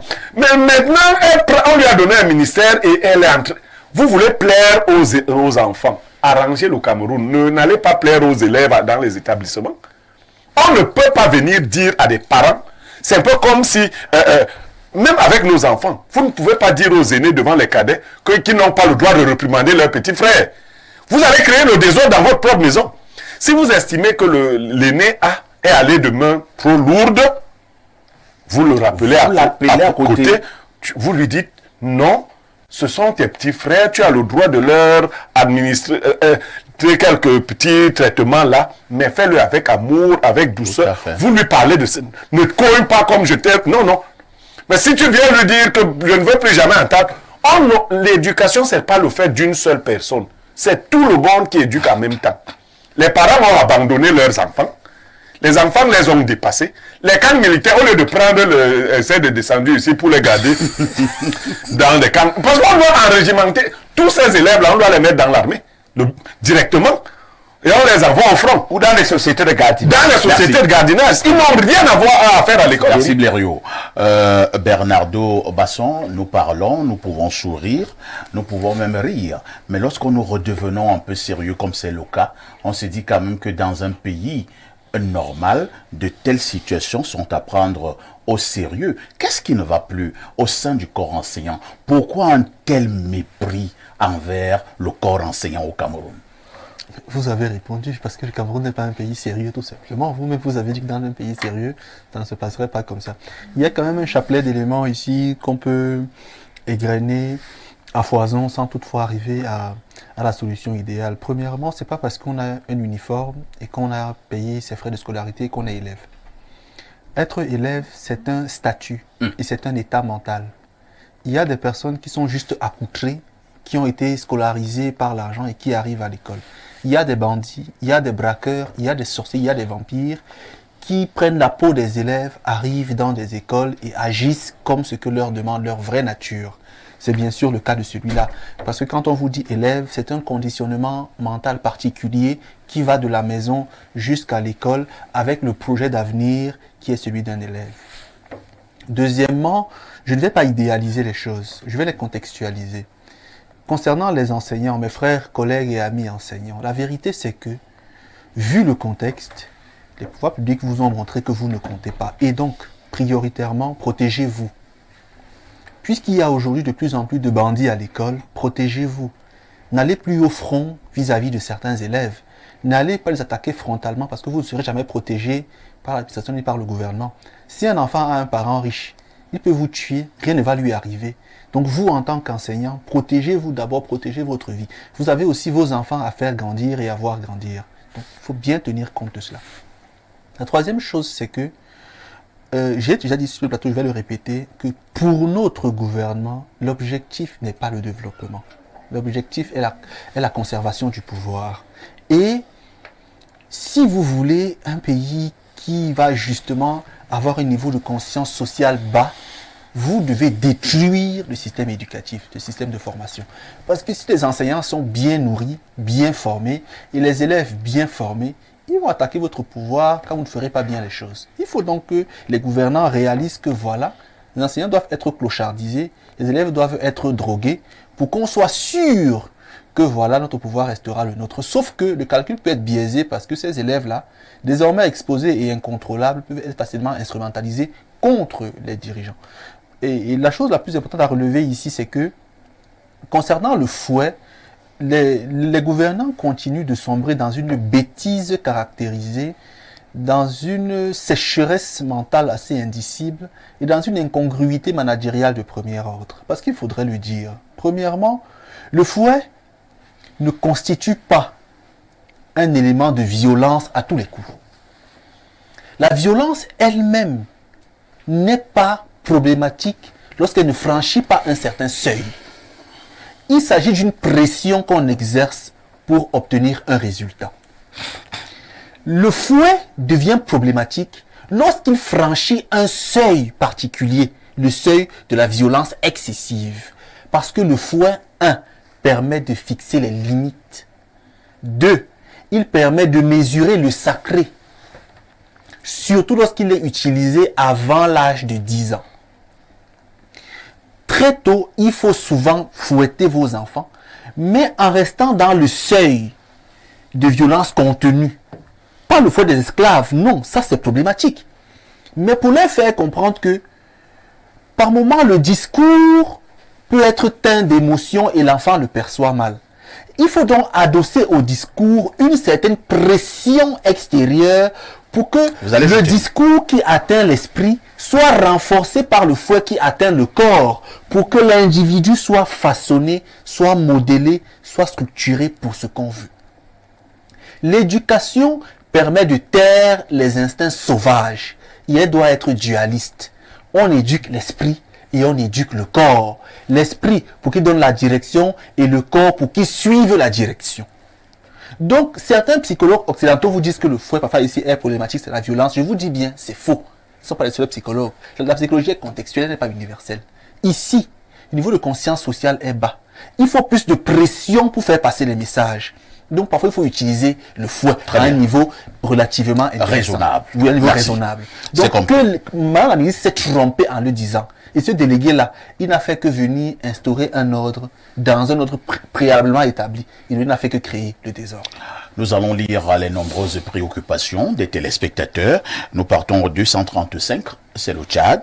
Bonjour, parfait. Ce que ce délégué a fait est grave au Cameroun. Un drogué devient délégué juste parce que son oncle est à l'Assemblée nationale. Résultat, il parle n'importe comment aux enseignants. Je dis bien, il faut bastonner les élèves. Perfecto. C'est Rostand de Punjamena. Rostand, lui, n'est pas dans un débat. Il faut bastonner les élèves. Autre message. Bonjour les démineurs. Merci pour le travail que vous abattez au quotidien. Quant à la dénonciation de ce jour, mais c'est du gros n'importe quoi. On peut bafouer l'autorité des enseignants comme ça. Ce délégué se comporte comme s'il était dans son champ. Il devait même être sanctionné. Et le Sobajo dit à la fin, applaudissez pour le délégué. Non, mais je rêve. Avec ce genre d'attitude, on se demande pourquoi cette jeunesse n'a plus de respect pour quiconque, encore moins des niveaux. Nous, on nous a fessés. Et aujourd'hui, nous sommes heureux de l'éducation et la formation que nous avons reçue. Le fouet en milieu scolaire n'est pas un débat dans un contexte africain. Autre message ce jour, nous prenons celui-ci. Bonjour parfait et à tout ton panel. Le problème avec les mathématiques est que dès que vous ratez la base au primaire, il est difficile de se rattraper. Pour une fois, Monsieur Messi a arraché mon sourire lorsqu'il parlait de la mystification des mathématiques par certains enseignants. Le fameux délégué régional est parti de proviseur à délégué régional, donc parachuté. C'est comme ça qu'on nomme désormais au poste au Cameroun. Le régime en place a détruit tous les secteurs d'activité et il n'y a que les alliances politiques qui peuvent nous sauver de cette situation. Malgré le Moulinex, c'est Hilaire de Niga qui envoie le message. Autre préoccupation. Bonjour parfait et bonjour à tout le panel. Concernant cette vidéo de la sortie en milieu scolaire de ces délégués, je pense que le délégué a tout simplement manqué de sagesse en faisant ainsi. Il a certes voulu bien faire son travail en faisant en sorte que l'on applique les décisions du ministre. Toutefois, si l'on demande aux enseignants de ne plus utiliser le fouet, c'est justement parce que certains enseignants font preuve de violence. Pour rétablir l'ordre, il vaut mieux que ce soit les parents eux-mêmes et seuls les parents qui aient donc le droit d'appliquer le fouet sur les enfants. C'est Olivier Demondon qui envoie le message. Autre préoccupation très rapidement. Bonjour les démineurs. Au sujet du secteur éducatif, j'aimerais dire que le gouvernement camerounais actuel n'est plus capable de gérer l'éducation. Ce délégué régional vient à peine d'être nommé. Nous savons qu'il ne sera jamais sanctionné. Donc, nous suivrons le conseil de votre consultant, enseignant à Garoua. Autre message ce jour, je vous amène au 213, c'est l'Algérie. Bonjour Perfecto et à tous les distributeurs du pain de la liberté d'expression sur ton plateau. Franchement, après ces discours qui appellent les enseignants à ne plus fouetter les élèves, j'ai fait un tour dans un groupe Facebook des enseignants. J'ai lu leurs commentaires et j'ai compris que l'éducation au Cameroun est mal partie. Plusieurs enseignants ont pris la même résolution. Ils ont dit qu'à partir d'aujourd'hui, s'ils surprennent des élèves en train de s'embrasser, de se tripoter, ou même de faire des partous dans la salle de classe ou dans le couloir, ce n'est plus leur problème. Ils vont continuer leur route. Ils ont aussi dit que pendant qu'ils seront en train de dispenser des cours, même si les élèves se mettent à chanter, à crier ou à danser, pendant qu'ils donnent des cours, ce n'est pas leur problème, car ils sont là pour enseigner et non pas pour éduquer. Ils ont aussi dit qu'un seul élève qui n'est pas assidu peut troubler les autres élèves qui veulent apprendre. Ça, ce n'est pas leur problème. Ils vont juste continuer de dispenser leurs cours. Voilà donc à quoi vont ressembler nos établissements scolaires désormais. Franchement, ce pays est foutu et sa gestion a dépassé nos dirigeants. Voilà pourquoi j'ai dit hier, pour que le Cameroun change, il faut que Dieu envoie un déluge ou bien il faut que toute cette génération de vieillards qui dirigent meurent, tous, y compris les enfants, pour qu'une nouvelle génération vienne prendre le relais. Non, les enfants n'ont rien fait. Hein. Si vous avez les problèmes avec les papas, les enfants n'ont rien fait. Autre message, qu'est-ce qu'on nous dit ici? Rapidement, bonjour Perfecto et à tout ton panel. J'ai eu mon baccalauréat grâce au fouet du côté de Marie-Albert. Par moment, ils abusent, mais c'est très utile. Basson connaît. Non, son élève. Peut-être pas mon élève direct, mais j'ai enseigné à Non, Marie. c'est ton élève. J'ai rencontré encore l'une de mes élèves étudiants d'ISAM qui me disait l'autre jour que tu étais son prof de français, que tu ne vieillis pas, que tu as le même visage c'est depuis longtemps. L'une de ses élèves m'a chargé On va également questionner son âge. Oui. Elle me dit qu'il est comme ça depuis longtemps. Avec son petit sourire. Elle m'a dit, Bonjour, la DGRE de l'information. Oui. Des renseignements extérieurs. Tu as appris quoi? Ça, c'est pas l'ancienne. Ça, c'est quel DGRE? Pas faire besoin de précision. Quand on dit Le mec, je te vote en 2025. C'est Maloc depuis le Gabon et qui envoie le message. Est-ce que Pierre Bleriot vous a dit qu'il était candidat à quelque chose? Autre message ce jour. Bonjour, monsieur Parfait, ici à votre panel. Quant à la dénonciation, ne constatez-vous pas que le délégué ressemble à l'élève? Le fouet est très important dans l'éducation, dans notre contexte, surtout avec ces élèves drogués. Maintenant aussi, nos délégués se droguent. Finalement, on doit éduquer les élèves et l'administration en fouettant tout simplement Luther de Gandiri qui envoie le message. Autre occupation. Les téléspectateurs vont nous tuer. Bonjour parfait, le Bob du micro. Non, surtout pas. Bien des choses à vous, très belle thématique. Que le Seigneur vous bénisse. C'est Olivier Toum depuis Boumniebel qui envoie le message. Ah, il est du village de Blériot. Ah oui. Lisons peut-être un ou deux derniers messages. Hein. Nous prenons celui-ci. Il a de la chance. Il y a mon ami du Royaume-Uni qui ne fait qu'appeler. N'appelez pas parce qu'on ne vous prendra pas. Écoutez simplement l'émission avec un peu plus d'intelligence. Maintenant, si vous pouvez envoyer un message, faites-le. Bonjour, perfect, il y a ton riche panel. Il faut savoir que le mal est profond. Aujourd'hui, nous avons des responsables d'administration, anciens fumeurs de Banga. Et que voulez-vous qu'ils disent contre leurs jeunes collègues fumeurs de Banga? Celui qui menaçait l'enseignant, pensez-vous qu'il soit un élève ordinaire? C'est un drogué. Ce délégué n'a fait que transmettre ce qu'il est réellement, c'est-à-dire un drogué également. C'est Charles Tangana qui envoie le message. Non, moi je ne sais pas si le délégué est drogué. C'est à ça qu'on s'expose quand on laisse passer ce genre de comportement. À ce qu'on soit traité pour ce qu'on n'est peut-être pas fondamentalement. Vous êtes en direct sur Info TV au canal 317 sur Canal Plus International. Le programme c'est Espace Mini. À tout de suite pour la suite. Bon retour sur ce plateau d'Espace Miné, 10h, 11h52. Nous vous le disions en ouverture ce matin, nous parlons des nominations au poste de responsabilité au Cameroun. Quel est le regard que vous posez sur cet aspect des choses dans notre pays? On va donc passer la parole d'abord à Émile Messi. Émile Messi, il paraît, je ne sais pas si c'est vrai, que la majorité des postes de responsabilité au Cameroun, c'est une affaire du RDPC. Vous validez? Non. Non. Ah bon? Les nominations, je crois que nous sommes dans l'appareil de l'État. Nominations dans l'administration, dans les entreprises publiques et autres.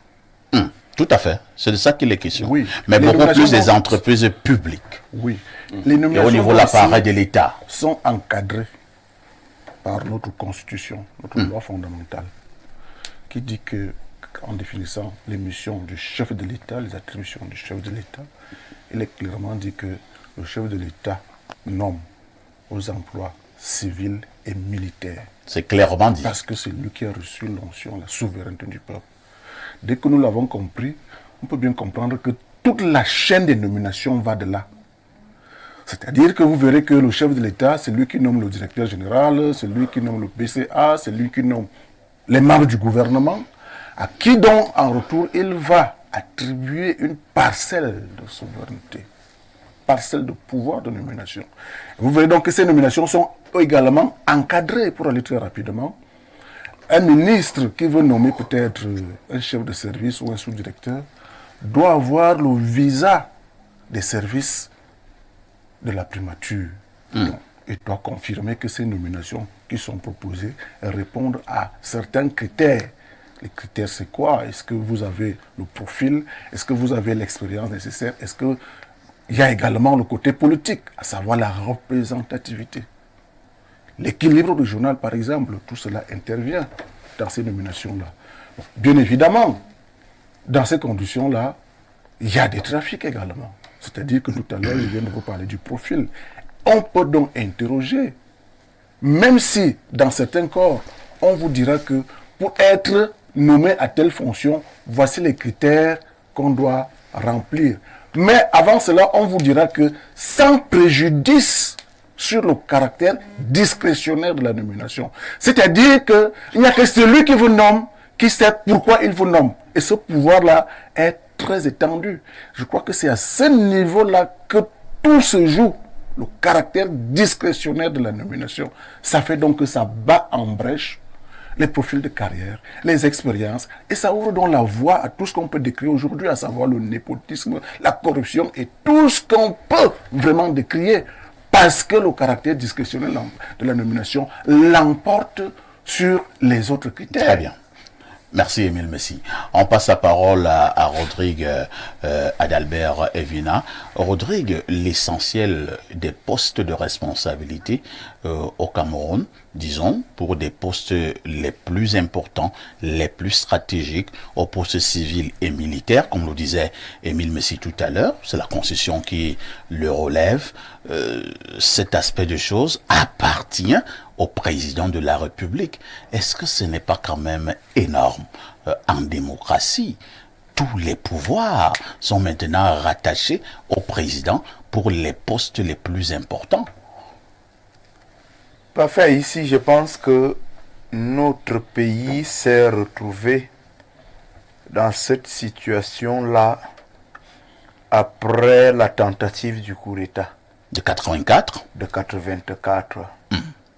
Où l'homme, M. Paul Biya, a pris la pleine mesure, justement, du caractère important de ce qu'il avait entre les mains, comme pouvoir, et la manifestation brutale de la convoitise, en fait, affichée par cette tentative de coup d'État, donc fait en sorte que le président s'est sûrement dit: je dois véritablement contrôler les choses et veiller à ce que plus jamais ce type de situation ne se reproduise.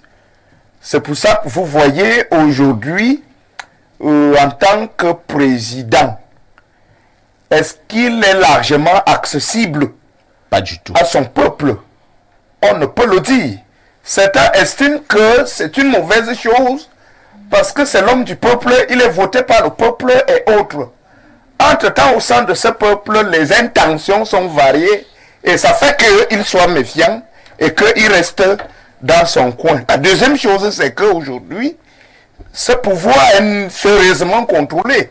Vous avez développé une thématique ici sur les hautes instructions. Tout à fait. Voilà, et autres, mais je pense qu'en fait, ces hautes instructions, personne ne peut les donner comme ça, facilement, sans l'approbation du président de la République. Je suis sûr que personne ne peut s'amuser avec le pouvoir de ce papa-là, bien qu'il soit âgé et tout ce qu'on peut dire. Ça, c'est la première analyse que je souhaitais faire. La deuxième analyse, et c'est ce qui me dérange, ça me dérange parce que je crois qu'il y a de la qualité au Cameroun au plan des ressources humaines. Mais c'est quand même un problème. Monsieur Messi parlait du pouvoir discrétionnaire du président de la République. Et dans cette affaire de pouvoir discrétionnaire, on ne sait pas jusqu'où ça peut arriver. Jusqu'où ça peut arriver. Parce que quand un individu se retrouve avec 8 postes, au nom du pouvoir discrétionnaire, 9 postes, il est PCA, il est directeur général, il est président de ceci, il est membre de la BEAC, il de est la membre BISEC, Mais écoutez un peu, si tous ces postes exigent de votre extraordinaire intelligence un réel déploiement quotidien à l'effet de produire des résultats escomptés, mais comment est-ce que vous allez faire? Est-ce que vous êtes Dieu qui est omniprésent pour être vraiment là à tous ces postes et produire des résultats attendus? Je pense que cette manière de faire bloque le pays à un moment donné. Je crois que dans ce pouvoir discrétionnaire, il faut tenir compte des exigences de la nation et surtout le besoin pressant du pays à aller vers le développement, vers le changement, vers l'évolution. Lorsque vous pouvez être vous seul, à être ministre, à être PCA 4 fois, avec tous ces avantages, alors que la ressource humaine au Cameroun est reconnue et connue, il y a de la qualité, mais à ce moment-là même, comment on fait pour lutter contre le chômage? Très bien. C'est un problème donc. En ce qui concerne les nominations, cet angle-là me dérange. Le fait que les gens cumulent autant de fonctions, c'est un problème. Merci. Je pense que sur ce même plateau, Pierre Blériot, nous en avons parlé, cette affaire de cumul de fonctions au Cameroun.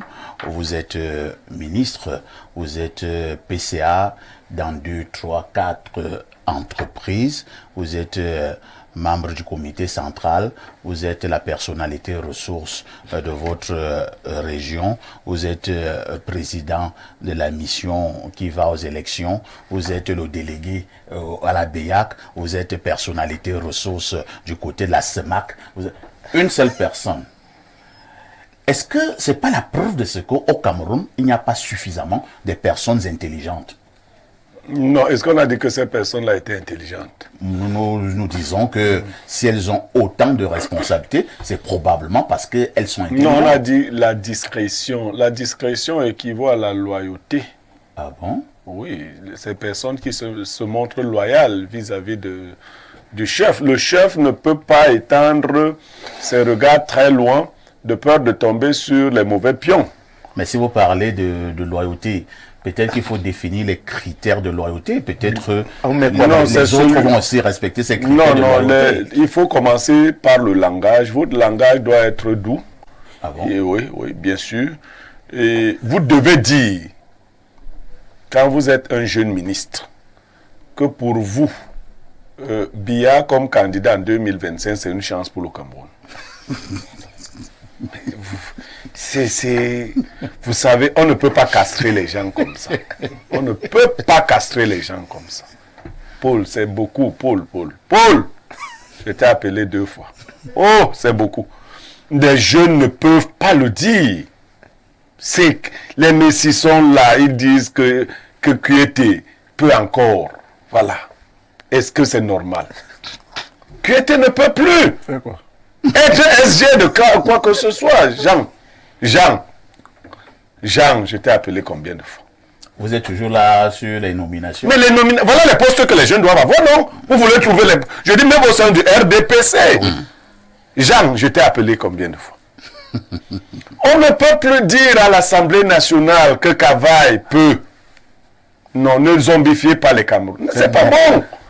Ça se voit, non. Niat. Son prénom, c'est encore qui là? Marcel. Tu es où? On te cherche. Tu as mis ton enfant déjà, mère là-bas à Banganté. Tu peux te reposer. Tu peux.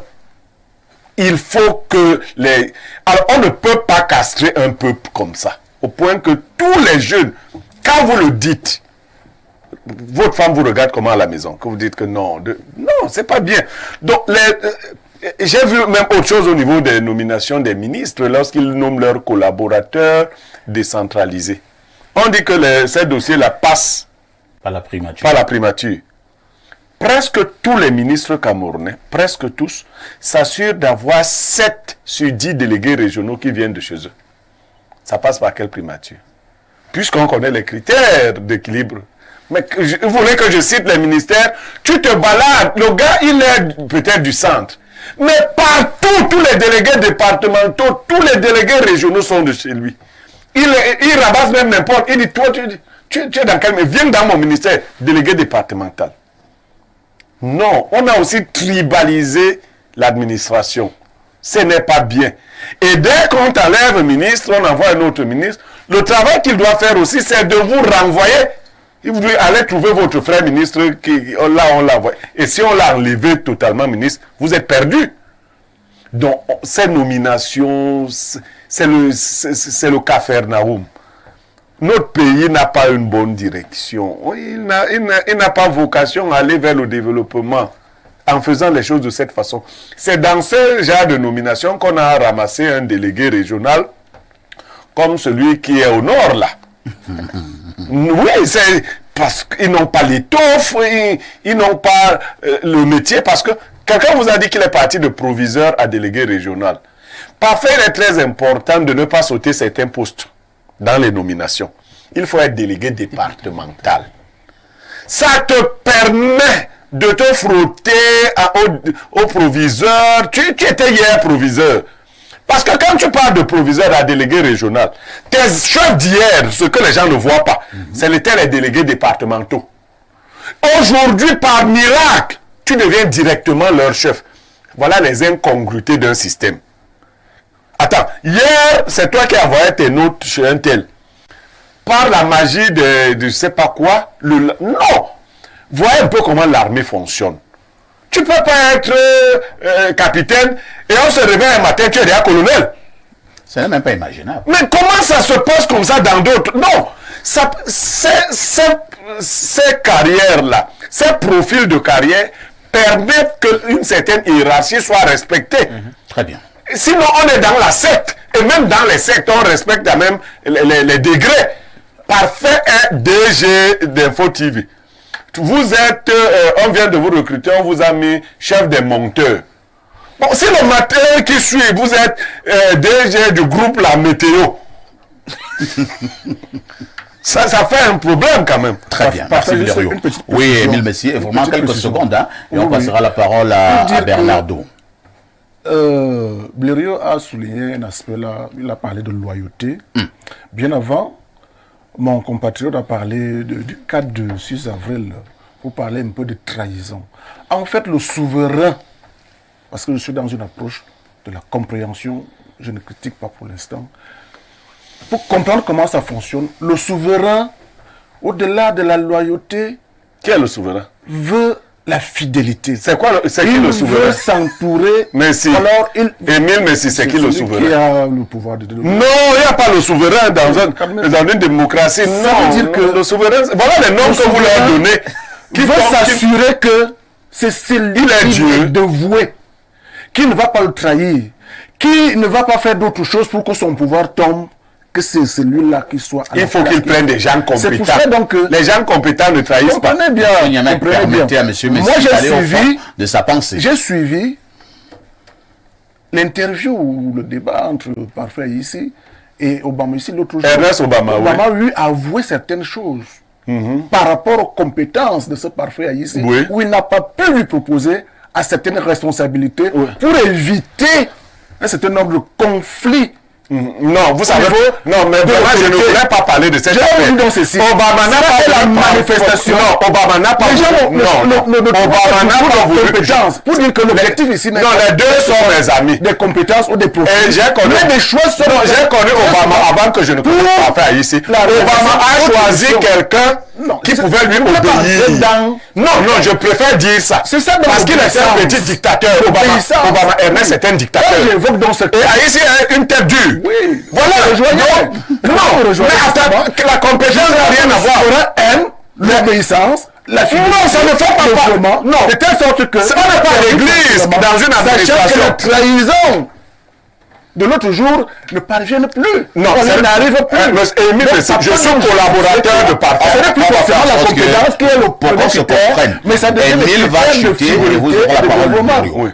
Très bien, Émile a chuté. Oui, Blériot, Parfait ici. Je suis collaborateur de Parfait ici. Je me vante d'être compétent. On ne me dit pas que va là-bas, va là-bas. Mais en même temps, je respecte ton autorité. C'est normal. Alors, si tu as besoin des gens parce que tu sais déjà qu'ils ne maîtrisent pas ce qu'ils ont à faire, du coup, tu vas les gronder au lieu de travail comme si c'était tes femmes. Moi, j'étais dans cette... Tu ne peux pas me gronder comme ça. Parler de principe. Oui, non. Alors, je ne sais pas si c'est les famillettes que vous voulez comme collaborateurs, des gens castrés. Non, c'est pas ça. Non, arrêtez. On prend comme figure. Curieusement, ça se passe à peu près comme ça. Ah oui, ça se passe à peu près. Ça se passe même comme ça. On castre les collaborateurs. La loyauté de la fidélité. Voilà. On castre les collaborateurs. Non. Vous pouvez... Moi, je respecte mon PDG. Mais il ne m'a pas castré. Quand même.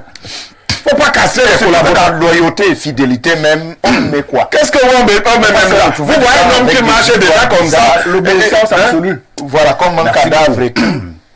On va passer la parole à Bernardo. Vous m'avez arraché une petite toux. Alors, Bernardo, parlant justement de ces postes de responsabilité au Cameroun, ils sont nombreux qui les critiquent sur plusieurs aspects. Mais l'aspect qui m'intéresse d'abord ce matin, c'est la compétence, le mérite. Est-ce que nous nous cachons pas régulièrement sur cet aspect discrétionnaire pour voiler l'incompétence et tout ce qui va avec? Je ne pense pas que le chef de l'État, dans son pouvoir discrétionnaire, ne vise que les incompétents pour certains postes. Moi, je pense même qu'il y a beaucoup de personnes qui sont compétentes, qui sont outillées, structurée, intelligente et bien fournie pour diriger.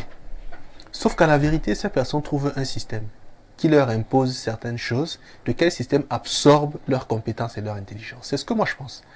Moi, je peux vous prendre un exemple concret avec le risque que cela peut me coûter. Le professeur Famé Ndongo. Moi, beaucoup m'ont quitté la présidence avant de devenir MINSUP.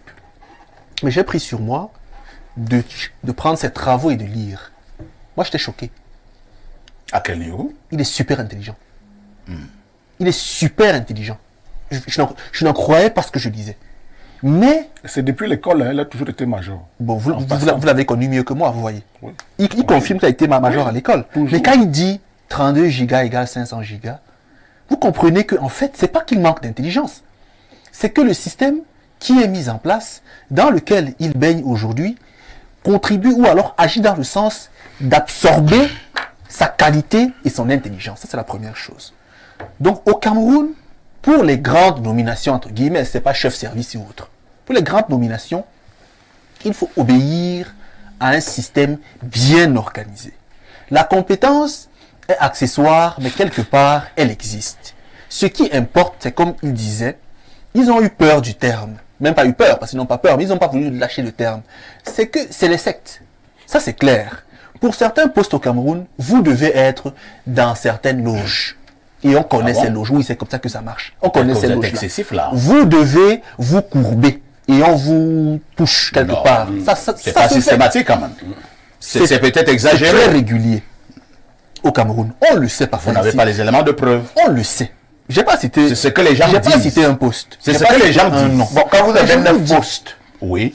C'est parce que vous étiez le plus brillant, le plus intelligent. Le plus que vous a dit que c'est parce que vous êtes loyal. Justement, qu'est-ce qu'on met dans la loyauté? Mon problème. C'est que vous depuis. Mais loyauté, ça veut dire quoi? Qu'est-ce qu'on imagine? Mais allez dans le dictionnaire. Non, parce qu'il faut dire que le président est beau et qu'il s'habille bien, mais tout le monde peut le dire, non? Non, ça si c'est suffisant pour le dire. Ce n'est pas suffisant. Ce n'est pas suffisant. Tu peux le dire sans le croire. Il faut par exemple avoir chanté ta propre chanson. Et comment on fait pour savoir que tu chantes ta chanson, après tu dis que tu ne connais plus les morceaux, les refrains de cette chanson, que ce n'est plus ta chanson.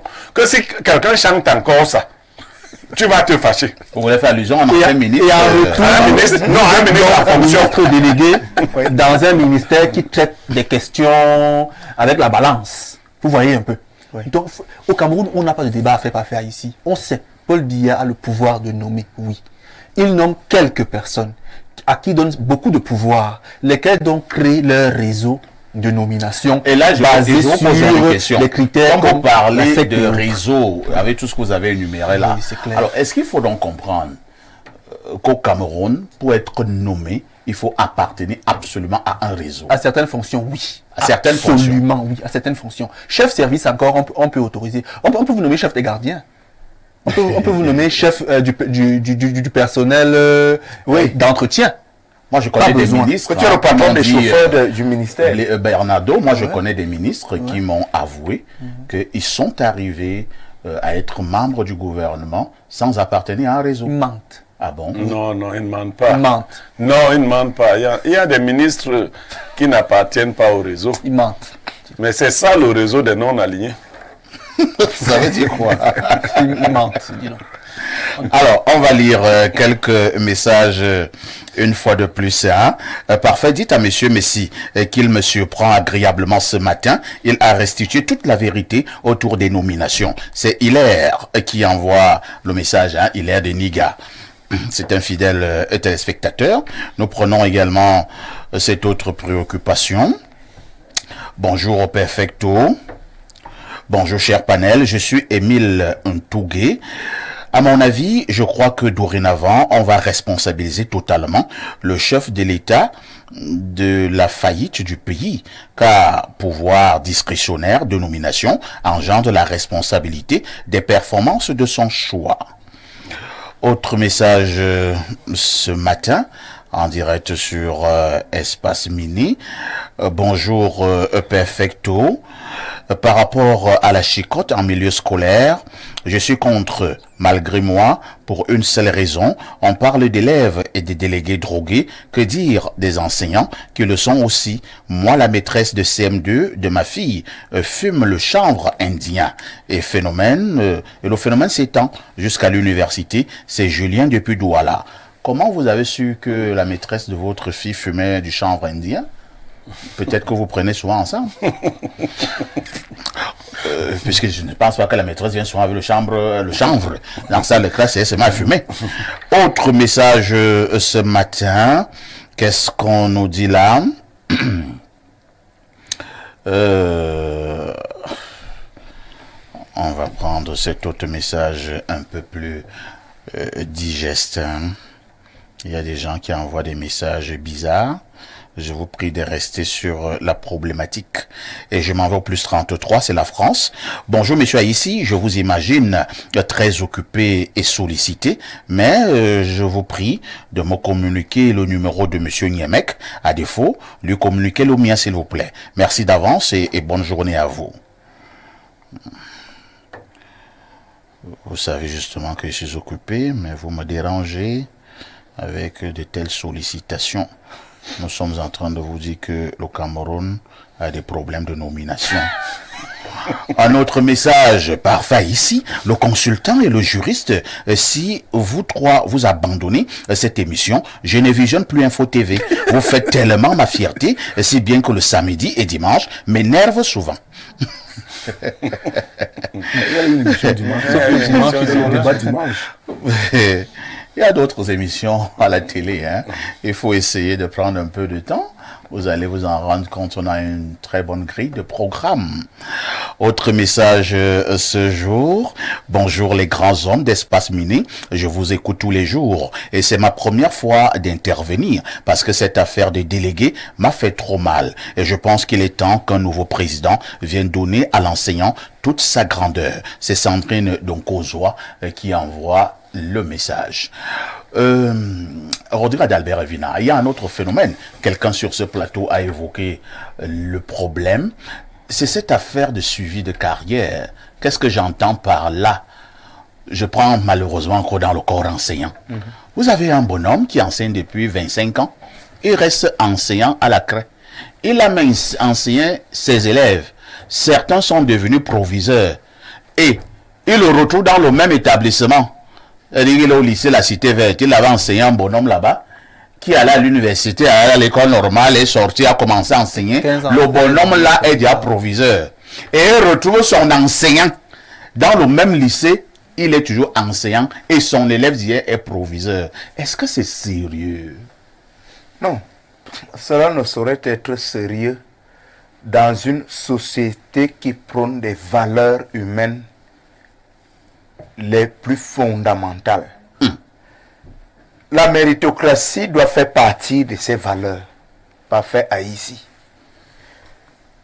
La méritocratie est un élément qui motive quelqu'un à se donner à fond et à se mettre, et là on va parler donc de vraie loyauté, vraiment à rester fidèle et loyal à la société. Parce que la société lui rend en retour ce qu'il mérite comme reconnaissance. Mais lorsque on sème la graine de l'injustice, justement, on centre des efforts déployés par les autres pour que la société avance. Et puis vous ignorez ces efforts, vous ignorez ces résultats, vous ignorez ces mérites pour réserver toute la part belle, soit des affinités bizarres, ou alors à l'appétit poussé vers l'argent. Parce que c'est ce qu'il faut dire. Les réseaux de corruption participent à ce que les gens se positionnent de cette manière. C'est-à-dire, quelqu'un ne vient de nulle part. Vous questionnez son parcours, vous le retrouvez nulle part. Comment ce monsieur a fait pour partir de tel poste à tel autre poste? Il n'y a pas de véritable explication rationnelle. Ceci au très grand détriment des gens qui se sont investis pendant des décennies à construire la société par la qualité de leur service et de leur rendement.